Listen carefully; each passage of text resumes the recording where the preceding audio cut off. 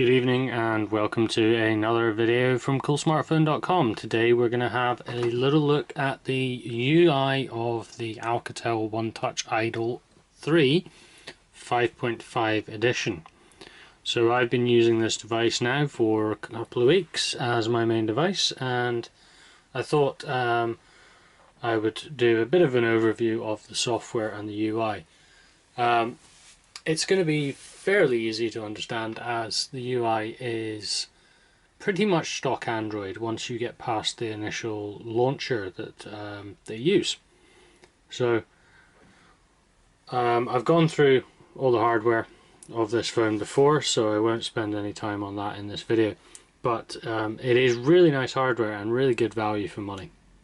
So if you are in the market for a new reasonably cheap smartphone, this is definitely one to check out.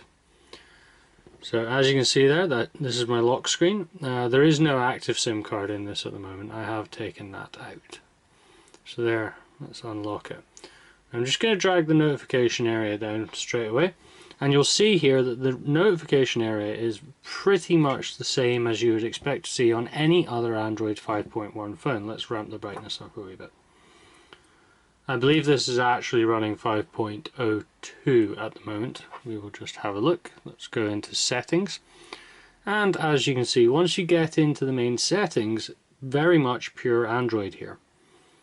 Scroll right down to the bottom, down to about phone, and yeah, 5.0.2. okay, so there's a couple of little other bits in here. You've got regulatory and safety. You've got a different security icon, but no big changes there. You've got an LED indicator, a section for gestures, and pretty much normal settings as you would expect.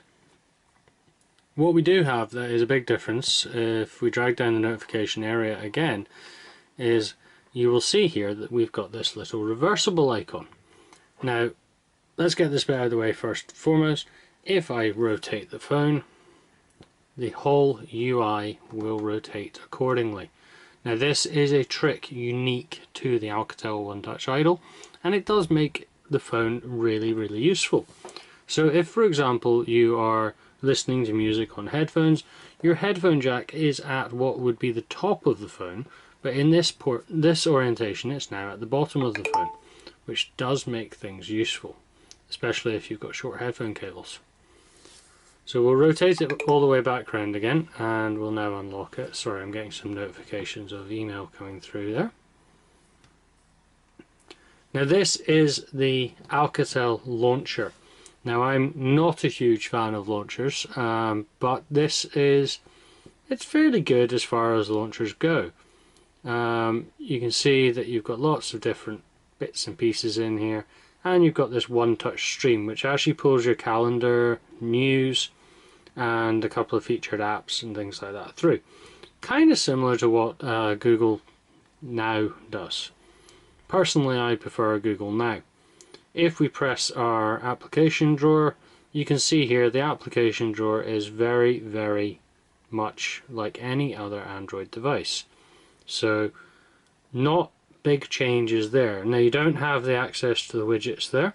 The widgets are accessed by press and holding, and then you get your standard Android UI for going into widgets. Okay, so not revolutionary changes here. Now if you long press the home button, you do still get Google Now. So Google is still functional on the device. Okay, couple of little other things. You've got the gallery. This is just a fairly standard AOSOP gallery. You've also got this bit, which is it's a widget for apps really, and it recommends apps, but when you actually go and click on them, and then all it really does is it actually takes you into a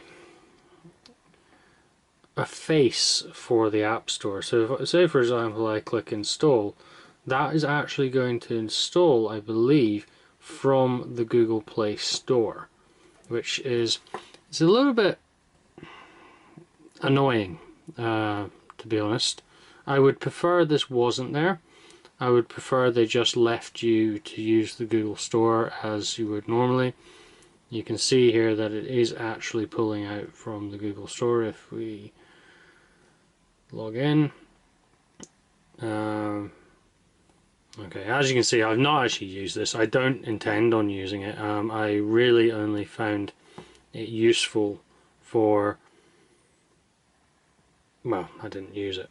But you would get little notifications saying there was app updates. Okay, you can use the Google Play Store as you would expect, and that is fully functional with everything on there as you would normally get. The music app wasn't really bad. This again is a widget, as is the radio one. I do like the way these widgets work. They do look like applications until you click on them. And then your gallery is, that's, as we've seen, just an app. And then you've got your folders, which kind of fold out in this box style pattern as well. If we go on to the next page, you can see your calendar is just standard Google Calendar. Time, I believe, is just standard Google Clock. So the other thing that is of significance in this device is you've got a lot of added, now I call it bloat. Bloat isn't necessarily fair, but there is a lot of extra apps on here which can be slightly irritating. So for example, Puzzle Pets, Spider-Man, Deezer, XE currency converter, all of these things they're extras, they're superfluous, they're not really needed for the actual day-to-day running of the phone. To be fair, I have put some of my own apps on here as well, but My Country, that's a new one, Cars Racing, and they're not the be-all and end-all, but it is a little bit irritating. Now you do get a inbuilt file app, which is, it's alright, it's not great. I personally prefer using File Commander. Weirdly, I did get some read-write errors on File Commander, possibly because of the way it's been set up with the UI. And the stock keyboard, actually, we will have a look at the stock keyboard, because the stock keyboard, I believe it actually just uses the AOSUP keyboard, but we'll just go in and have a wee gander at that now. And that's pretty much all there is to it. I'll quickly go into gestures actually before I go to the keyboard. So you've got gestures here, very basic. You've got double tap to wake, turn over to mute, very, very basic gestures. There's none of this drawing on the screen and things like that. At least not as far as I have discovered so far, which I'll be honest, I never used that anyway. Swift key keyboard, that is actually what the stock keyboard is, I believe. So when you set the device up new out of the box, you will have Swift key turned on, I believe. You can see you've also got the AOSUP keyboard in there as well, but I personally prefer the Google keyboard, so that's what I have turned on. Okay, so that's a very, very brief overview of the Alcatel Onetouch Idol with its unique ability to do that fancy 180.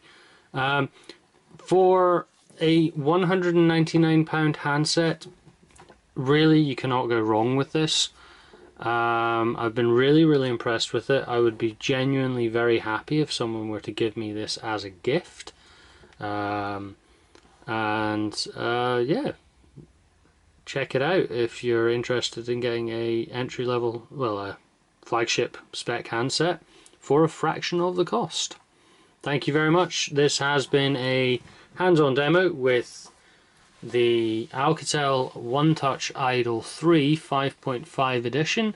There is also a 4.7 inch edition, which is slightly lower spec but has exactly the same UI and features. If you like this video, please don't forget to like or unlike at the bottom, and also if you could subscribe over here somewhere, it's over here, that would be really useful in allowing us to get future videos like this to you, and keep the cool smartphone going. So thanks very much guys, check out more videos coming soon. Cheers, bye.